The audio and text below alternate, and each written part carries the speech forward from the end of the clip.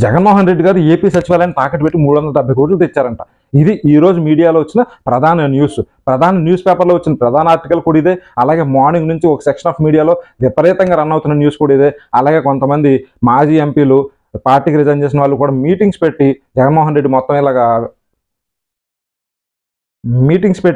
జగన్మోహన్ రెడ్డి మొత్తం సచివాలయాన్ని తాకట్టు పెట్టేశాడు, హెచ్డిఎఫ్సి బ్యాంక్కి రాసి ఇచ్చేశారు, మొత్తం ఐసిఐసి వాళ్ళని అడిగితే వాళ్ళు కాదన్నారని హెచ్డిఎఫ్సికి 370 కోట్లకి రాసి ఇచ్చేశారని చెప్పేసి మార్నింగ్ నుంచి ఇదే పొంకాలుగా న్యూస్ అయితే వస్తుంది. ఇప్పుడు మనం అసలు ఈ న్యూస్ ఎంతవరకు జెన్యూన్, ఇందులో ఫ్యాక్ట్ ఏంటి, అసలు నిజమా కాదా అనేది అయితే తెలుసుకునే ప్రయత్నం చేద్దాం. ఇది 100% ఫేక్ న్యూస్. జగన్మోహన్ రెడ్డి గారు సచివాలయానికి సంబంధించిన ఏ బిల్డింగ్ని కూడా తాకట్టు పెట్టలేదు. ఈ న్యూస్ని సిఆర్డిఏ అకౌంట్స్ మేనేజర్ అయిన శ్రీనివాస్ గారు అఫీషియల్గా అనౌన్స్ చేశారు. ప్రభుత్వం అయితే ఈ ఫేక్ ప్రాపగండాను అయితే తీవ్రంగా ఖండించింది.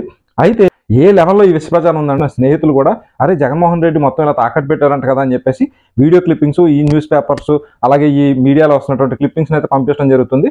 అయితే ఏ లెవెల్ ఆఫ్ ప్రాపగండా చేస్తున్నారంటే బేసిక్గా మాదేం సంబంధం లేదు, మేము గుడ్డ కాల్చి మొక్క మీద వేస్తాం, మస్ అంటుకుంటే మీరే తుడుచుకోండి అన్న చందాన ఇప్పుడు ఫేక్ న్యూస్ అయితే ఏదంటే అది రాసేసి ప్రభుత్వం మీద పడేస్తే ప్రభుత్వమే వచ్చి సంజాయిషి ఇచ్చుకొని ఇది తప్పు ఇది కాదు అన్న ఆ టైప్ ఆఫ్ అందులో ఉంటారన్న చెప్పి మార్నింగ్ నుంచి కూడా అదే ప్రాపగండాను రన్ చేస్తున్నారు. నేను చాలాసేపు చూశాను ప్రభుత్వం సైడ్ నుంచి ఏమైనా అఫీషియల్గా ఖండిస్తారేమో, చాలామంది వచ్చేసి ఖండిస్తారేమో అనుకున్నాను, కానీ ప్రభుత్వం అయితే అంత సీరియస్గా తీసుకోవట్లేదు. ఇలాంటి ఫేక్ న్యూస్లు రానున్న రోజుల్లో మరీ భయంకరంగా వస్తాయి. ఏ లెవెల్ వస్తాయంటే ఇంకా చెప్పాలంటే జగన్మోహన్ రెడ్డి గారు ఆ దెందులూరు సభకి పెట్టిన స్థలాన్ని మొత్తం కబ్జా చేశారనో, లేకపోతే రాప్తాడు స్థలం మొత్తం కబ్జా చేశారనో, లేకపోతే వైజాగ్ బీచ్ మొత్తాన్ని తాకట్టు పెట్టారనో, ఇంకా వదిలేస్తే అసలు మొత్తం ఏపీనే మొత్తానికి ఎవరికో రాసి ఇచ్చేశారనో, ఇలా ఏదంటే అది ఫేక్ న్యూస్ అయితే రాస్తారు. ఈ ఫేక్ న్యూస్ని అయితే వాళ్ళ మీద చల్లేస్తారు. ఇక ఏంటంటే ప్రభుత్వం సైడ్ నుంచి కాదు ఇదంతా ఫేక్ అని చెప్పేసి వాళ్ళు సమాధానం చెప్పుకోవాల్సిన పరిస్థితులు అయితే వీళ్ళు పెట్టాలి. అది ప్రస్తుతానికైతే వ్యూహంగా కనిపిస్తుంది. అయితే ఈ మీడియా ముసుగులో ఈ జరిగే ఇలాంటి ఫేక్ న్యూస్ని ఖండించడానికి అయితే ఖచ్చితంగా ప్రభుత్వం సైడ్ నుంచి అసలు ఒక న్యూస్ రాసామంటే అది జెన్యూనా కాదా అనే ఒక ఫ్యాక్ట్ చెకింగ్ మెకానిజం అయితే మీడియాలో ఉండాలి. దానికోసం ప్రెస్ కౌన్సిల్ ఆఫ్ ఇండియా కూడా ఏపీ ప్రభుత్వం తరఫు నుంచి కంప్లైంట్ అయితే చేయబోతున్నారు. కాకపోతే న్యూస్లో, మీడియాలో ఇలాంటి ఫేక్ న్యూస్లు స్ప్రెడ్ అవ్వకుండా ఉండడానికి ఒక సరైన మెకానిజం అయితే ఏర్పడాల్సిన అవసరం ఉంది.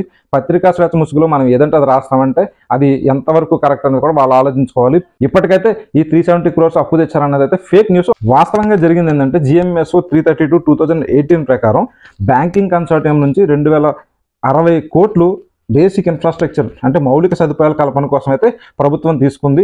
అయితే ఇప్పటి వరకు అందులో 1955 కోట్లు సిఆర్డీఏకి అయితే ఇప్పటివరకు ఇచ్చారు.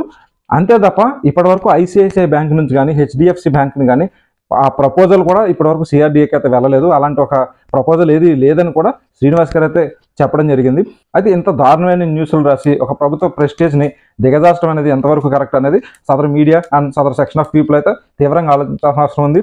ఇది ఏ లెవెల్లో ఉందంటే ఇది ఖచ్చితంగా క్యారెక్టర్ అసాసినేషన్ కింద కూడా మనం దీన్ని గమనించవచ్చు. ఎందుకంటే ఇప్పుడు చాలా కమెంట్స్లో కూడా, చాలా మంది వీడియోస్ కమెంట్స్లో కూడా జగన్మోహన్ రెడ్డి ఇలాంటోడు, ఇలా మొత్తం తాకట్టు పెట్టేస్తున్నాడు, ఇలా వదిలేస్తే మొత్తం మనల్ని మొత్తం రాష్ట్రాన్ని కూడా తాకట్టు పెట్టేస్తాడని చెప్పి చాలా మంది అయితే కమెంట్స్ చేస్తున్నారు.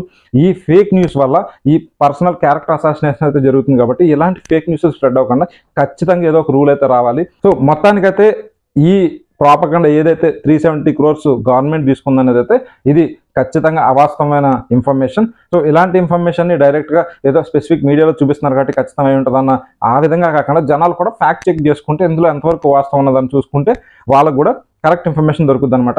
రాబోయే రోజుల్లో ఎంతకన్నా ఘోరమైన న్యూస్ అయితే మనం చూడబోతున్నాం. ఇది ఖచ్చితంగా అందులో ఒక శాంపుల్గానే మనం పరిగణించాల్సి వస్తుంది.